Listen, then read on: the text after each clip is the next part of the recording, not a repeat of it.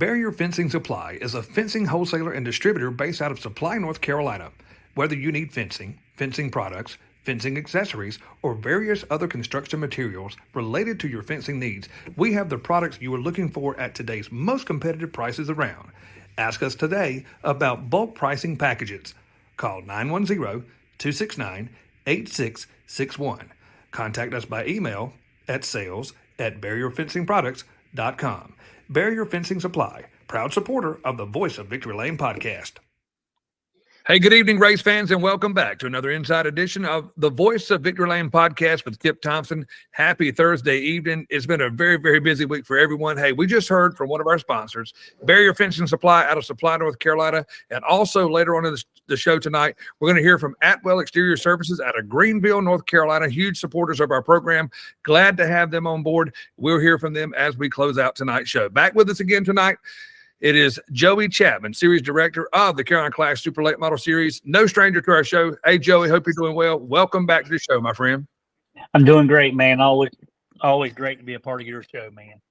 Well, let's talk about, we're going to jump in here and we'll talk about your trip to Halifax County Raceway. Kicking off, we're still in the kicking off part of the 2023 season, and it is 24 years in running of the Carolina Clash Super Late Models. And I know that this was an exciting trip. It was something that was anticipated. It's another racetrack that has been knocking on the door trying to get you guys to go there. And from what I hear, you guys had a pretty good show. Let's talk about it. Yes, sir. Michael Wells at Halifax has tried for the last 3 years to get us to come up there, and we've just not been able to get it worked out schedule-wise. But we were able to work it out this time to go up there. Had a really good show. We had 22 cars show up. The locals, as always, they showed out when you go to that part of the country, man. The locals are always hard to beat. And with the class contingent that showed up, it was a great show for the fans. Well, when you talk about local guys coming to that part of the country, you know, for a few of those guys that were with you, home track. So let's go ahead and pick up right from the drop of the green flag in that feature event. 2 seasoned veterans. You've got the D8 of Dustin Mitchell on the outside and the MJ Price Longhorn #1 of Willie Milliken, who is 15, 20 minutes from home at the very most. And right from the start, it was a great race. And I'll let you take it from there. Yes, sir. I was actually a little surprised because the pole winner gets his choice of inside or outside starting spot. I was actually surprised that Willie let Dustin have the outside because I thought the outside was a little better. And Dustin did get the lead and led the first few laps. And once they got into lap traffic, Willie was able to get by him. And within a few laps later, unfortunately, Willie got tangled up with the lap car and it knocked him out of the race for tonight. But there again, you know, Willie and Dustin, those guys from that area were strong from the time we unloaded and just had a great race for a few laps. So some of the lap cars got in the way a little bit, but it was an exciting show for the fans. Well, talking about not only on the front row, when you've got Willie Milliken, seasoned veteran, that's, you know, everyone really considers the Fayetteville Motor Speedway to be his hometown racetrack. And really it is because he races more there. He cut his teeth there at our racetrack. But, you know, right there, that home turf right there, Roanoke Rapids is just right up the street, man, from where you guys were. But when you talk about Willie Milliken on the inside, Mitchell on the outside, as the race progressed, as you've already talked about the things that happened, when you look, Benji Hicks in that 55 with another great finish, man. He had a great weekend when you guys were at Livonia. He captured the win. He ran really well at Cherokee Speedway. And there he is again up at the top, finishing in another event that you guys have. And there again, you know, we've talked about it. The amount of cars that you guys have been pulling, you know, when you guys go to racetracks, it's not just about car count, man. It's so competitive. I just cannot still get out of my mind when you guys were at Livonia Speedway, when you start 24 cars and the top 18, man, are separated by 0.6 of a second, man. How awesome is that? It's extremely awesome. And it's a credit to the racers, you know, because they are bringing their A game when they show up, and they are showing up to win the race. And it was no different at Halifax this weekend. You know, obviously, Benji had another great run. In the last 3 races, he's got a win in 2 seconds. And he has definitely got his double nickel race car that he builds himself running extremely well. And he's pumped up and excited. I'm going to do my best to try to get him to come to our next two races at Lawrence and at Fayetteville. We'll talk about those races in just a few minutes, but I'm definitely going to try to get him to come there. He's always a crowd pleaser. He's very exciting to watch. And if anybody got to see the race, he lost that race by about half a car length right at the very end. And I actually touched base with Dustin Mitchell today and was talking to him because you couldn't tell if something was going on with his race car or what was happening because Benji closed in on him there at the end. And I talked to Dustin and he fessed up and he told me, he said, Joey, I was being a little conservative and I just about give the race away. I was trying to be a little cautious there at the end and I slowed up just a little too much. And before I knew it, Benji was on top of me and he barely beat him at the finish line. And then, well, I actually saw like some of the photos from that race, and you could see it looked like the 55 had the left rear and the right rear kind of almost off the ground coming down that, pulling everything he could to get by because Dustin was not into 32. He was driving the D8, and yes, and it was almost a photo finish there at the end. And talking about the ending of how that race ended, you talk about the double nickel of Benji Hicks and what a great year he's had, a win in 2 seconds. Right there behind him, if I'm not mistaken, Rock Hill bad boy Ben Watkins was right up there in the mix as well. Yeah, another guy kind of local to the area, Dalton Wilson was actually third. Another local guy, Michael Roush, was fourth, and Ben was fifth. And then we had our leading rookie of the year candidate, Gray Parton. He was next, and Cody Wright. Cody Wright was also the hard charge of the race. He started 19th, finished 7th. He had a strong run. A lot of local guys. Daniel Adams, he gained quite a few spots in the race, and he had a little issue at the end, I think, and fell out. But he came through the field pretty good too. And so just from top to bottom, racing was spectacular. The weather looked a little sketchy late in the week, but the sun popped out either late Friday or early Saturday. It was a beautiful day. Place was packed. Michael Wells and his staff, once again, another great facility that we got to go to, and people working so hard to put on a great race. Well, when you talk about local talent that is there. When you mentioned Dalton Wilson, a guy who races all over the country with the Lucas Oil Late Model Dirt Series, then, there again, another one, talking about Michael Batten. I mean, he's not very far from that place. He's got a lot of laps under his belt there. And of course, Ben Watkins, but that top 5 can win anywhere on any given night. So there again, talking about how competitive what you guys bring to a racetrack, is certainly phenomenal. And I knew, going into this race at Halifax for you guys, a lot of guys who are not from that quote unquote local area, who traveled good distances to come and race there. What were their thoughts about the configuration of that racetrack, man? Because, as you and I talked, I mean, it's a lot of people don't understand that Halifax County Raceway is what people used to call Clary's. It's been called Clary's forever, but then they changed it over when Mike Wells took it over right there in Littleton, North Carolina, with those, kind of a little bit of length on those straightaways, man, but those corners are tight. It's like being in a paper clip, and it's almost like watching Martinsville on dirt. You know what I mean? Yes, sir. The racetrack did get a little character to it during the night. Turns 3 and 4 come apart just a little bit. Probably a little rougher than the racers would have liked it, which was a little disappointment also for Michael Wells. He touched base with me Sunday and apologized and said, man, I'm definitely going to try to do better. And I said, I know you will. We look forward to going back. But Gray Parton, he told me, he said, Joey, he said, other than that corner down there, he said the racetrack had traction in it all night. He said you could race all over it. He was one of the guys kind of looking forward to going back. He had a really good run there, and several of the people hadn't been up there. Like I said, some of them, the roughness bothered some of them, but overall, I think everybody was pleased.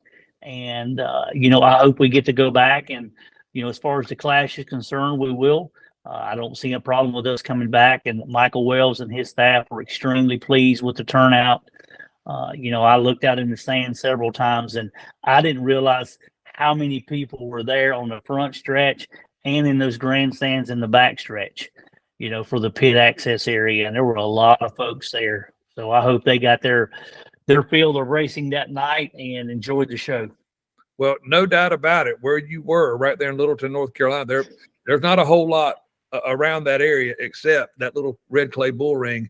And, that place, they draw a crowd even when they just run a regular show, not even bringing a series like you guys come in. And, I just know that so many people talk about when it comes to setting up their race car, it's setup and it's tires and it's stagger and it's gear and it's air pressure, but when you go to a place like Halifax, sometimes at some point, man, the setup's got to go out the window and the driver's got to show up. And that track right there will bring out a driver for sure.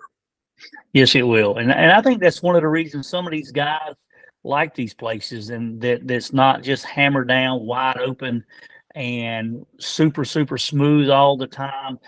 It does separate the men from the boys, as they say. It gets that guy that wants a little more. And, we talked about Benji Hicks earlier. And I'm one of these guys. I believe Benji Hicks decided at Livonia that nobody was going to beat him. So he got up there where nobody was, and he was willing to do it and let it all hang out, and he ended up winning the race. And sometimes that's the difference, I believe.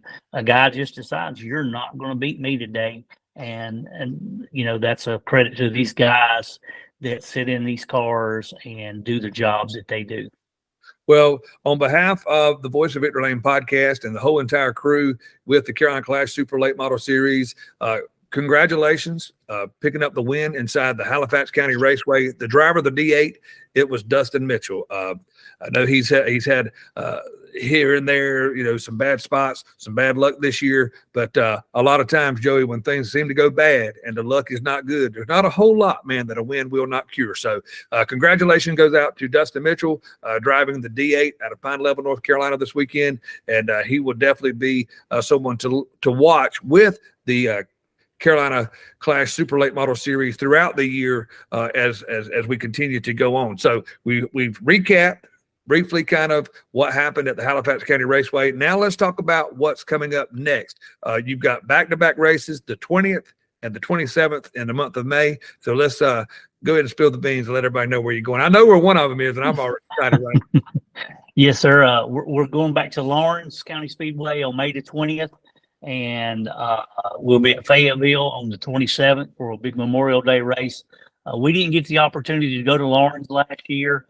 Just some scheduling things come up with the racetrack, but that's the first time we had not been there in about 8 or 9 years. So we're looking forward to being able to go back there this year. Got a new promoter down there, Chris Lyons. He reached out to us early on, wanting us to get us back there. And so we're glad to be able to do that. Looking forward to that. And then obviously May the 27th, Memorial Day weekend, Fayetteville Motor Speedway, and Dave Mitchell and Fayetteville Motor Speedway have stepped up. We had a race scheduled to pay $5,000 to win, and he said we're going to double it. It's going to be a $10,000 to win event. So hats off to Dave Mitchell and Fayetteville Motor Speedway and the sponsors that they have aligned to do that. So that's going to definitely be a big deal. The racers always appreciate the opportunity to get to run for more money. And I'm not going to spill the beans yet, but I got a little something going on with one of the local racers there. We're going to put on something special for that weekend because it is Memorial Day weekend. Well, that absolutely sounds great.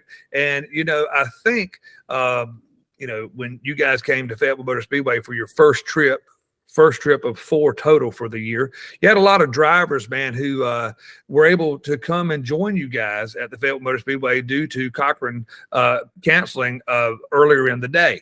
So we had some guys who were some guys were first-time visitors ever to Fayetteville Motor Speedway, and I talked to a few of them at Cherokee when I went down just to hang out with you guys, which I had a lot of fun doing that because that Cherokee Speedway, I mean, what's not to love about that place? But, Fayetteville Motor Speedway, we are becoming our own as well and making a name for ourselves. And, it's like the owner of your series, Marion Limbaugh just kind of talked with me when I was at Cherokee, and he says, every single time, we come to Fayetteville Motor Speedway, you don't think the place can get any better. Well, we come to one race and y'all raise the bar. Well, then we come back again. Well, y'all raised it again. And that's what we're trying to do. But my point and what I'm trying to get to is you've got a lot of guys who were first-time visitors to Fayetteville Motor Speedway when you came the first time who have already assured me, hey, we're coming back, man. We love this place. Yeah, I had a lot of great responses from racers who haven't been there ever, and some racers who haven't been in quite a few years just because they got to where the race surface they wasn't happy with and they just didn't come back. But they were so surprised when they did come back. And it's just like I've been telling everybody, you need to go give Fayetteville Motor Speedway a chance, because if you do, you will be looking for dates on their schedule to go back.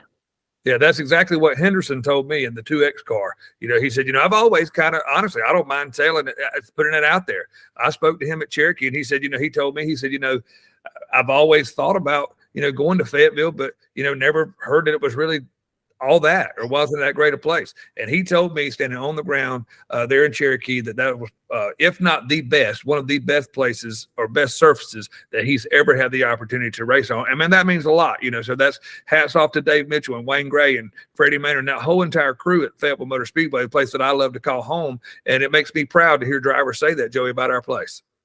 Yes. Well, they have definitely made it where you can race there, and we can just add one more number. That's 5 races in a row that I have been to at Fayetteville Motor Speedway, whether it's with the Clash or the Steel Bandits or just visiting, that the guys were racing 2 and 3 wide. And when you can do that all night long, it makes a great show in every division, in every class, and the fans get their money's worth. The racers enjoy it, because they want to race. Everybody wants to win, but they're all competitive. So when you have the opportunity to race and be competitive like that, it is just so awesome. Yeah, well, we appreciate what you guys do everywhere you guys go, because I wish there was, all the events you guys get to go to, I could go watch all of your guys, because there again, like I tell you, you bring such a competitive good quality group of cars to a racetrack. And I thank you for what you guys do and working so hard to be in conjunction with Fayetteville to come as many times as we can get you. But also, man, I just thank you guys for the show that you guys put on for our fans, because, man, our fans had an awesome time. They were on their feet, man. The place was packed, and I look for it to be that same way again the 27th, man, when you guys come back. And we got to get a few more Ripping Dirt t-shirts to throw out to our fans, man. It's cool to go and have you guys. It's been almost a month since you've been there, but to walk, for me to walk through the crowd last week and welcome our fans and see so many and they're not the old Carolina Clash t-shirts. These are the new ones. So these were fresh, hot off the press things that you guys donated, and we really appreciate that, because the Fayetteville Motor Speedway has a real special deal. Our fans love our racetrack, and in return, we love our fans, and we thank you guys for what you did to throw out some swag for them, because it's really cool to walk around the racetrack and see that new stuff that we just threw out a couple of weeks ago. Yes, sir. And all of us have to be in this together. From the racers to the promoters to the fans. If we all don't do a good job, none of us are going to have anything to do. And the fans are always so welcoming and warming. It's amazing how many people are in line when you pull up there and they've not even opened the gates yet, and they're standing there waiting to get in the gate. So it just shows the anticipation is always there. They have a great fan base. And, Dave Mitchell and his staff do such a good job just continuing the tradition at Fayetteville Motor Speedway right there off I-95. And we're so fortunate to be a part of it. And we just look to continue to grow it. And that's one of the things that Dave does. You don't see him making a lot of big moves necessarily, but just trying to raise that bar just a little bit each year. Those are the things that make you successful and allow you to continue to do that. He's not trying to jump over the moon, but just continue to take a step forward. And it's not in one class necessarily. It's on the grounds, it's on the racetrack, it's in each class. And I complimented him and Shay both. From the time you pull on that dirt road, there's no trash, the grass is cut, everything's neat and clean. And we're very fortunate to be able to partner up with racetracks that are doing those things. And those are the racetracks that are being successful.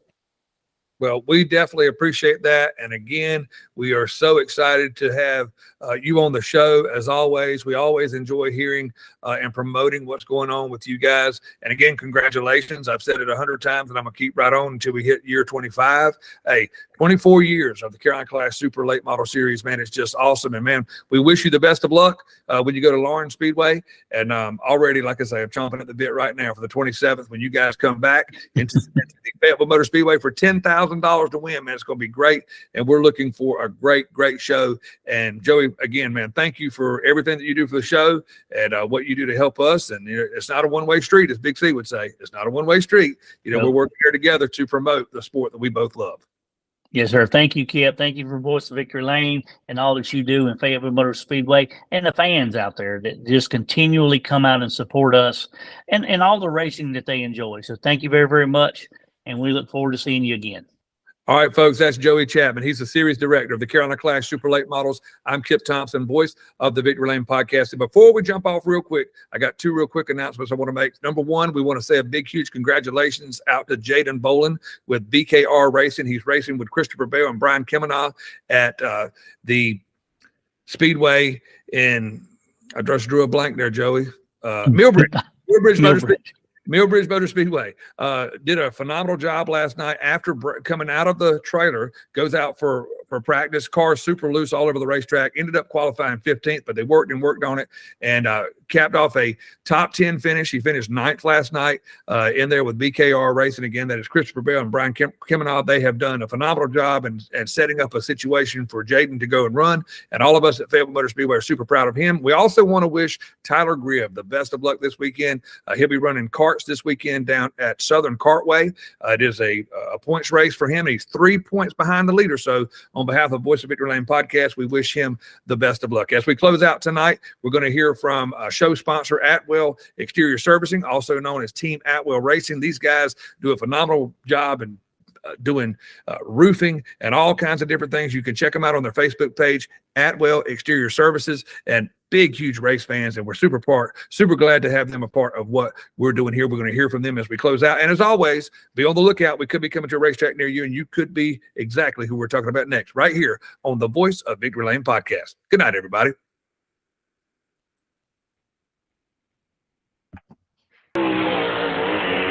Atwell Exterior Services and Team Atwell ride with a winner. Congratulations to Trevor Atwell and the team at Atwell Exterior Services in Greenville, North Carolina. Atwell is the top-rated roofing and exterior renovations company in racing country, and Team Atwell has sponsored so many great racing teams for years. Ride with a winner on your roof or on the track. Atwell Exterior Services. Atwell Exterior Services and Team Atwell Racing. Ride with a winner.